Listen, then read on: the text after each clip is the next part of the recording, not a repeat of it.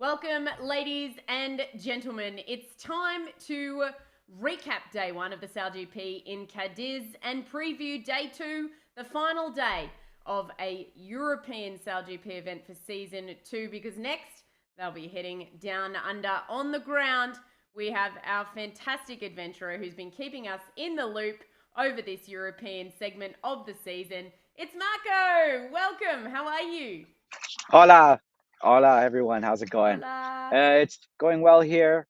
Not much breeze yesterday, but today it's going to be quite interesting. So we'll see what happens. Indeed, let's get into recapping the racing. Beautiful venue, Cadiz. I mean, it looks stunning, Marco. No, it actually absolutely is. We have the walls encasing the old city. We have plenty of breeze, plenty of spectators. They call it the Red Tide. The Spanish supporters, they showed up in force, and it was quite incredible. There was the massive attendance to this event, like probably the most up to date. So yeah, it's been really fun to enjoy it from the water. And then the start, we had the teams out with their big wings. It was last minute from New Zealand. For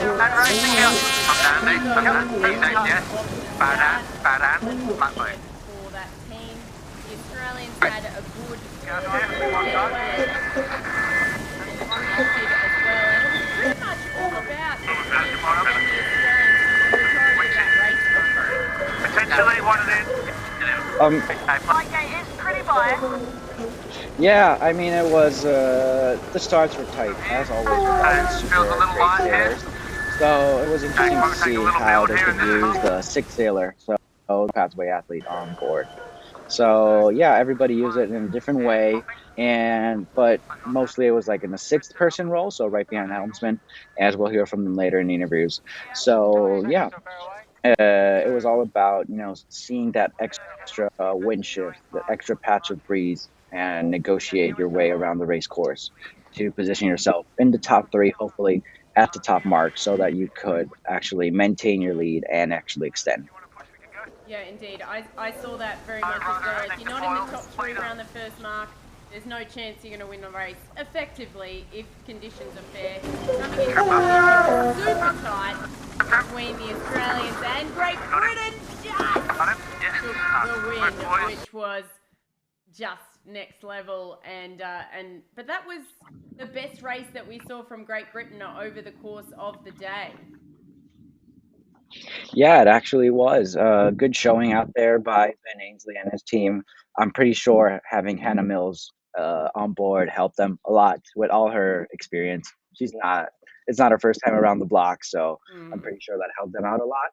And yeah, once again, the big wing, it's still they're still figuring it out, I feel like, because it's very big, a lot of power, a lot of windward heel, but drag once you start flying. So they still have to kind of figure out how to use it the most efficient way. But also, overall, it was a very, very, very nice race.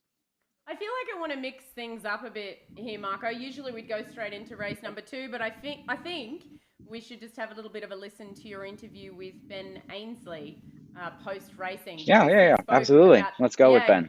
He spoke about that big wing. So here's our interview with Ben. Well, tomorrow we're expecting more wind, which will be great because we haven't had much wind in SailGP for a few events now. So it'd be great to give these boats a proper workout, get some top speeds, and I think it'll be a much different challenge for all of the teams. So we've got to really prepare for that, I think. Hannah did a great job for us today. She got involved with both. She was helping with the grinding and the manoeuvring of the boat, but just as perhaps if not more importantly, she was also getting involved in spotting the wind of the course, trying to help me to make some of the key tactical decisions. And like I said, she's a great job. So early days, but looking forward to building that relationship with Hannah, and she's a key part to the success of our team. I like the big wing. I have to say that it really helps power these boats up maybe 1 or 2 knots earlier than they would do on the 24-meter wing, and that makes all the difference in this circuit, especially when we have a tight schedule on racing. We've got to get the races in on time, so we've got to just push hard to utilise that 29-meter wing, and I'm pleased to see that it's been such a success. So mixed reviews still on that big wing. Some are loving it, some are hating it, but really, I mean, if you've got a tight window to get racing done, at least they can get moving, so to speak. I mean, Yeah, exactly. They're much faster than having the 24-meter wing and being not flying on both hulls. So you get one hull out of the water, less resistance. Obviously, you can move around, but once you start flying, it kind of hinders your speed. So jury is still out on that one for sure. all right. Let's go to race number 2, where we did see quite a large amount of downtime. If you would like to relive the racing in more detail, you can head to infazehq.com, and there are live blogs there from yesterday, and there'll be one tonight as well, which is just fantastic. Here's race number 2. Racing. Here we go. Flag going to coil. Over early. And popping. New Zealand and Great Britain were over early. Instead of heading to France, just after the start. You think for the exit out of here? It's so tough because we're just being gassed. And it was the local team, the Spanish, who managed to get away to a little bit of a lead with Japan as well. Big battle.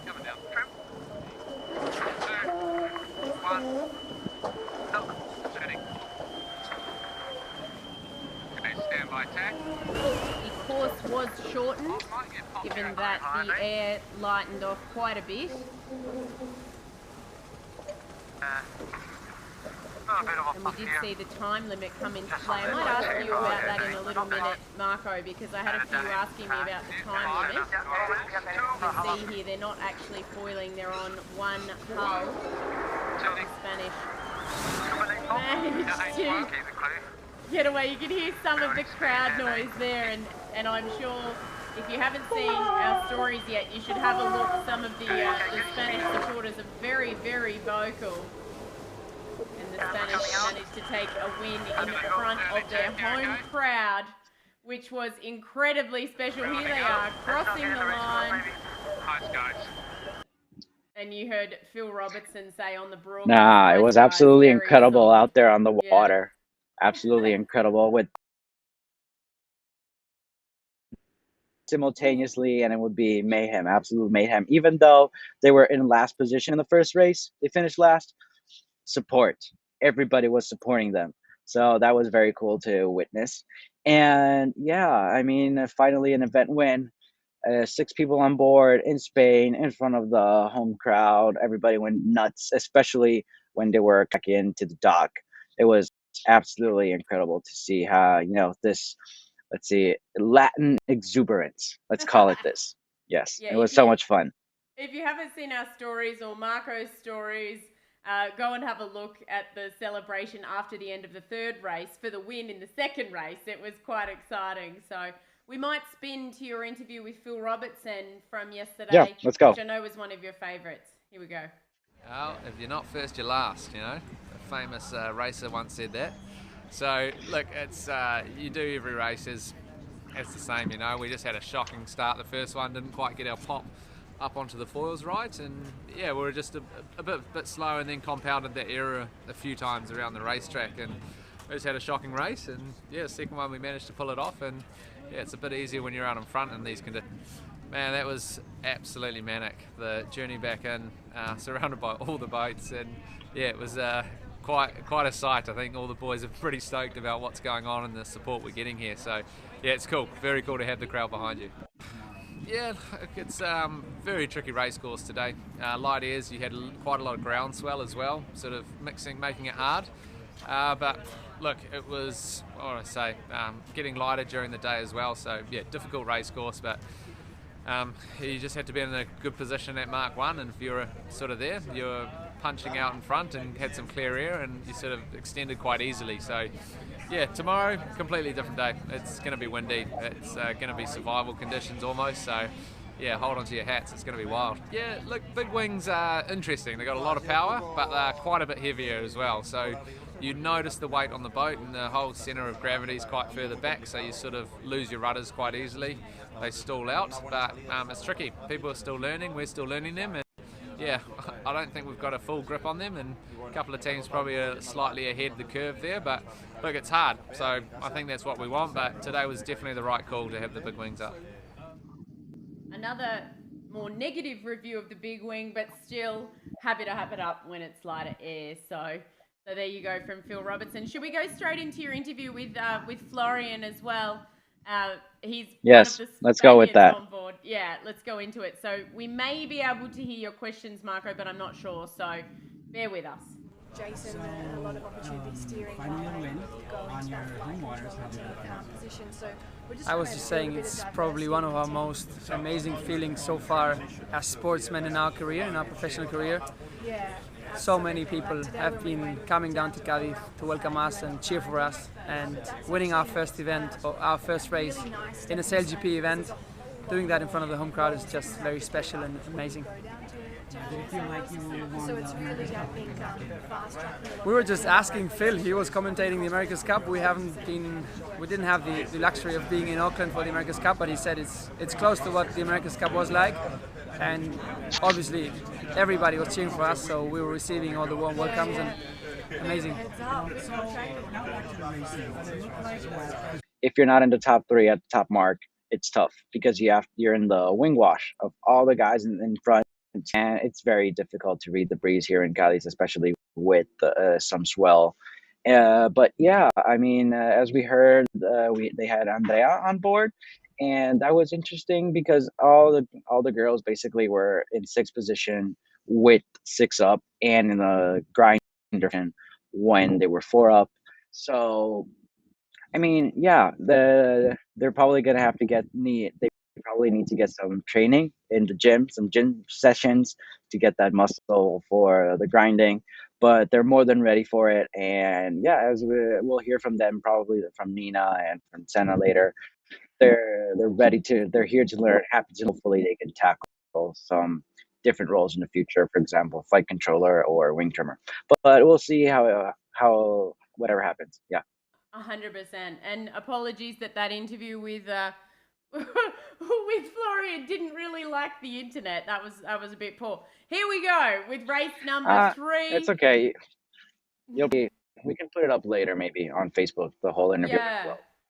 I think maybe after this event, Marco, we'll put up all of your brilliant interviews as standalone pieces as well, which is just fantastic. So thanks for your work on the ground. Here's race 3 from yesterday. As we head into, just looking at the clock, it's about 6 hours or just less than 5.5 hours till racing. Oh no! Yeah, it's 6 exactly. Hours it's 6 hours and a half actually. Yeah, because we're racing in 6 hours, and as we heard, it's not actually going to be. So the Phil and Flo, I think, said it's going to be survival conditions. Yeah.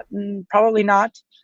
Forecasted is 20 knots of Levante, so dead east, and it's going to be really fun. I think we're going to see the 24-meter wing, so no more issues or, let's say, conflicting reviews of this 29-meter wing. 24 proven and working. 6 up. It's going to be fun. I'm excited. Let's watch race number 3. Here we go.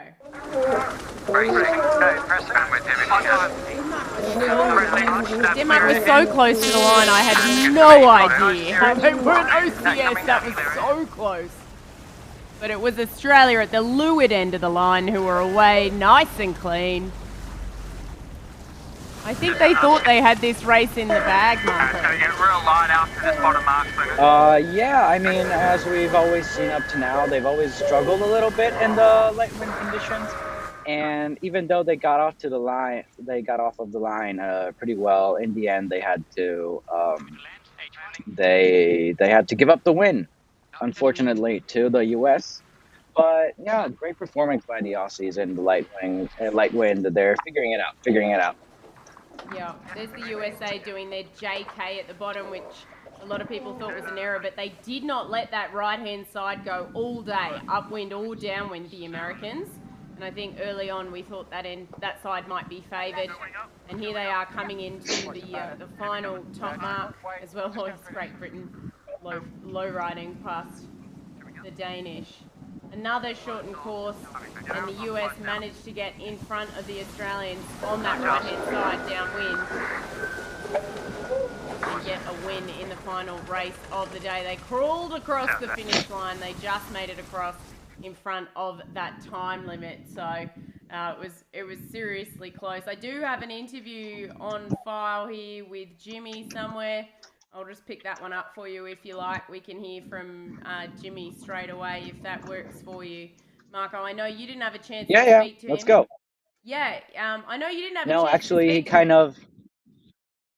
he kind of ran away from the mixed zone, actually, because he is sick. Jimmy is sick, and he wins regattas. It's incredible. It's not COVID. They've done the testing, so he's absolutely healthy, but not 100%, and yet he wins. What an athlete. What a gun. An athlete. Here we go. Here's Jimmy drinking his Red Bull, even though he's crook. Well, I thought the results were a lot better than how it felt, to be honest. Yeah, we made a lot of mistakes out there, and well, I felt like I made a lot of mistakes out there, just sort of struggled. But again, that's why you have a solid team and you're surrounded by good people. So, they were able to sort of get us through the day in a respectable result.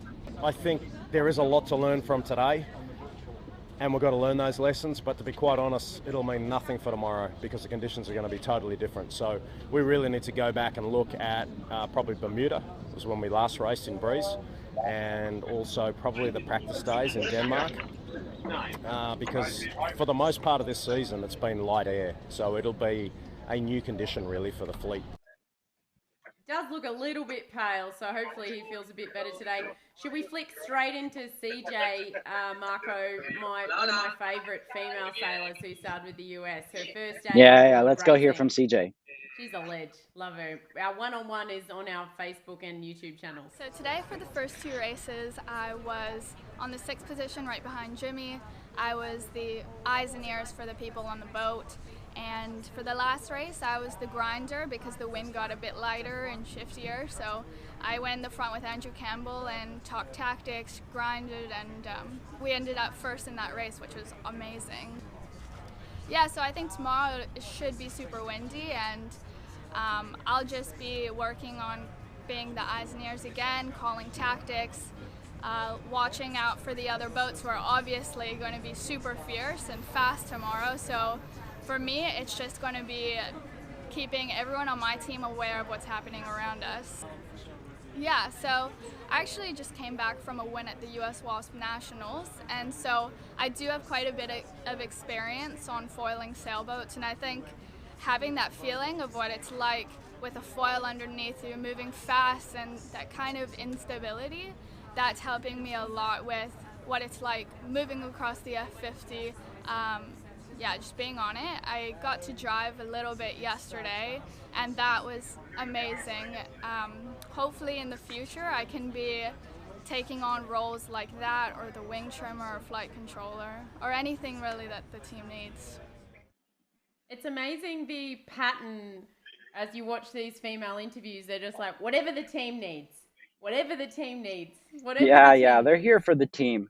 That's what they're here for, and it's super great to see CJ, very, very young, and up there just sending it, and it's incredible. It's great to have all these girls on board and finally learning how to handle these F50s, and hopefully we'll see, maybe, I don't know, if SailGP has any plans for the future of full female crew. We'll see. I don't know. You know what? Somebody who didn't perform as well as expected in light airs was Nathan, who everybody started to call the wind whisperer. And when I say Nathan, we should say SailGP Japan, because I think it's very much a team effort. As we saw with the French, we don't have any interviews with the French, but they've just replaced their skipper from Billy Besson to Quentin Delapierre, and they thought that might be the thing to solve their problems, but they still last on the leaderboard. So the French have a little bit of a ways to go. But someone who's not near the end of the leaderboard but was leading the series overall going into this event was the Japanese. So I thought we'd hear from Nathan. Should we have a little bit of a listen?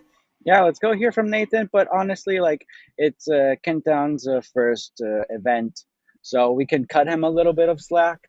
But it takes some time to understand how these brilliant machines work, but hopefully he'll get it figured out. Maybe today, but probably we'll see him do much better in Sydney.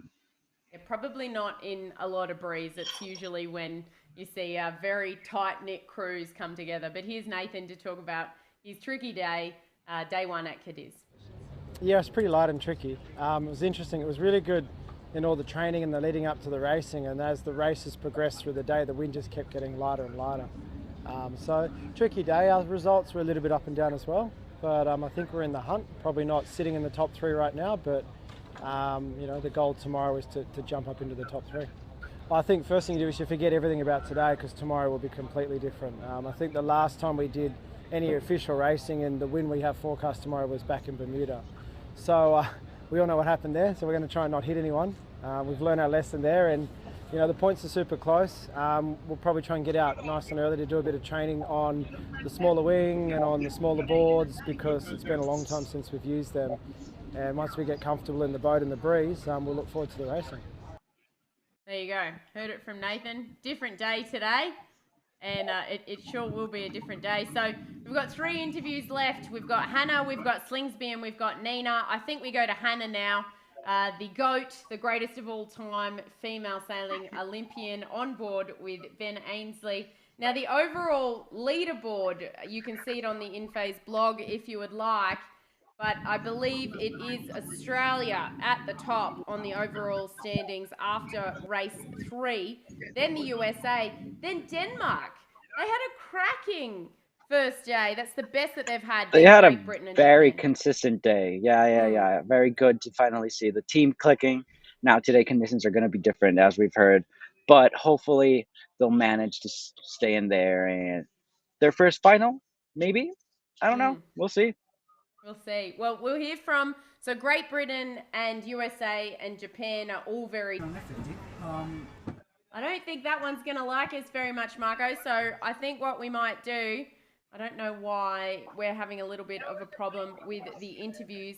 What we might do is show Nina and then try on Hannah.